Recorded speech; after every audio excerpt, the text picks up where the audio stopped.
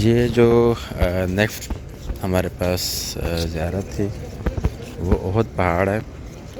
اور یہ تقریباً کوئی 7 کلومیٹر اس کی لمبائی ہے اور 3 سے 4 کلومیٹر کے قریب اس کی جو ہے وہ چوڑائی ہے۔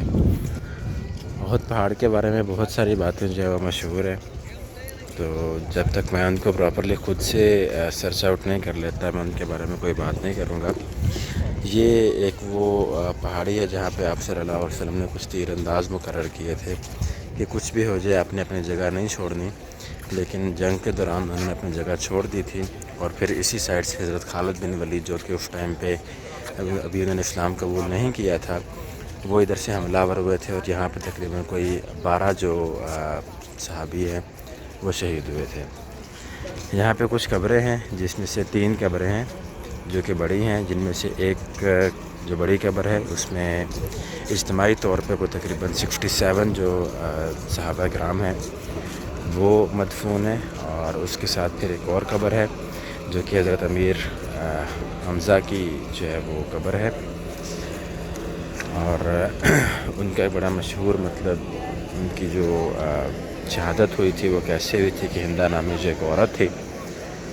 وہ اس کے بارے میں مطلب ایک واقعہ پورا مشہور ہے، کیونکہ حضرت امیر حمزہ نے ہندا کا جو پورا خاندان تھا اس کو جہنم واصل کیا تھا، تو پھر اس نے اپنے ایک وحشی جو غلام تھا اس کو آزاد کرنے کی شرط پہ جو ہے وہ اس کو کہا تھا کہ میں تمہیں آزاد کر دوں گی بشرطہ کہ تم نعوذ باللہ معاذ اللہ حضرت امیر حمزہ کو قتل کر دو۔ تو پھر انہوں نے ان کو قتل کیا، اور پھر ہندا آئی، اور ہندا کے آنے کے بعد جو ہے وہ اس نے آپ رضی اللہ تعالیٰ عنہ کو جو کلیجہ ہے وہ چبایا۔ الگ بات کہ بعد میں ہندا نے اسلام قبول کر لیا۔ جب آپ صلی اللہ علیہ وسلم نماز پڑھتے تو ہندا جب پاس سے آگے سے گزرتی تھی تو پھر آپ کی آنکھوں میں آنسو جاری ہو جاتے تھے، اور کہا تھا کہ ہندا مطلب اس کو پیغام بھجوایا کہ میرے سامنے سے جو نہ گزرا کرے۔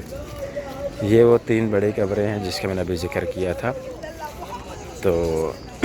یہاں پہ اجتماعی طور پہ تقریباً کوئی 70 صحابہ کرام جو ہیں وہ یہاں پہ مدفون ہیں۔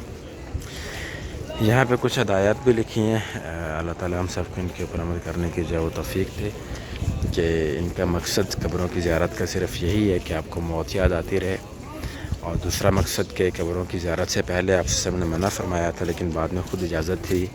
کہ تم ان کی زیارت کرو، کیونکہ یہ آخرت کی یاد دلاتی ہے، اور ان سے کسی قسم کی مدد طلب کرنا، شفاعت طلب کرنا، ان سے حاجت روائی کی امید رکھنا یہ شرک اکبر ہے۔ تو اس لیے کوشش کریں کہ صرف اللہ تعالیٰ سے مانگیں اور صرف اللہ تعالیٰ سے ہی طلب کریں۔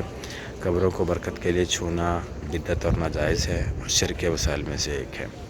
اسی طرح سے احد پہاڑ پر برکت کی نیت سے چڑھنا، وہاں سے مٹی یکاں کر لینا بھی جائز نہیں ہے۔